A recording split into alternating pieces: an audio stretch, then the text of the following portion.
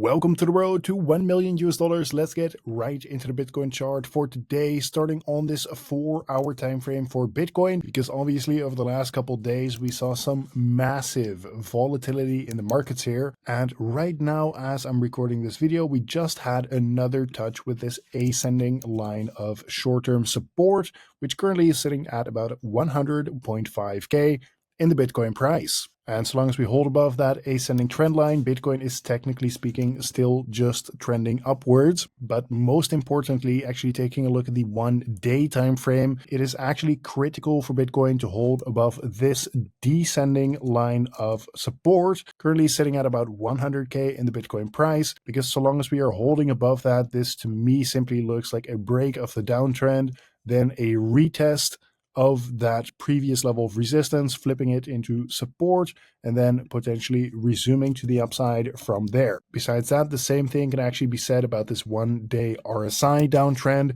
that recently we broke above, but then now have come back down to this to potentially flip it into, I guess, what we could call a level of support. And so long as we are holding above that, to me, this just looks like break, retest, and then possible resumption to eventually reach into overbought territory once again.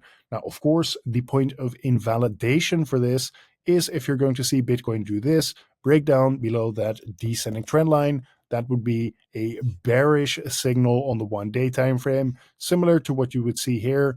If we were to break back down below that descending trend line, that would be a bearish signal for Bitcoin on the 1-day time frame. Next, let's take a look at the 3-day Bitcoin liquidation heat map. In the case that you're not familiar with how this works, typically the Bitcoin price gets attracted to where there is the most liquidity on this chart.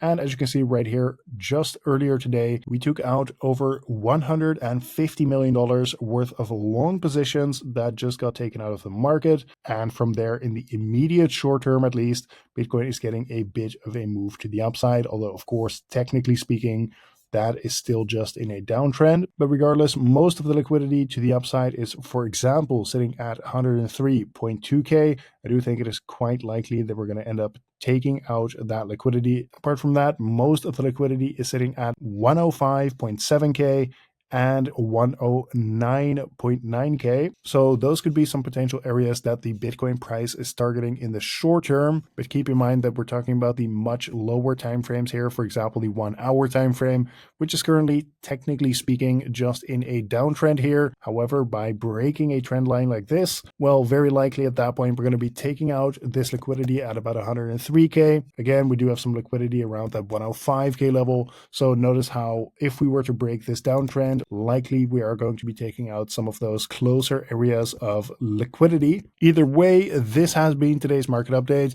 One last thing, guys, I have finally finished up this semester at university. I know that recently my upload schedule was all over the place. You know, for my time, usually I was uploading like anywhere between 2 a.m. and like 5 a.m. So it was just kind of crazy combining YouTube and trading and then actually doing all my university stuff as well. So I'm very happy that that is now all finished up, and hopefully I can get some normal sleep again. Perhaps 8 hours would even be a little bit nice, as well as just uploading much earlier in the day instead of in the middle of the night. Right, so I just wanted to update you guys on that.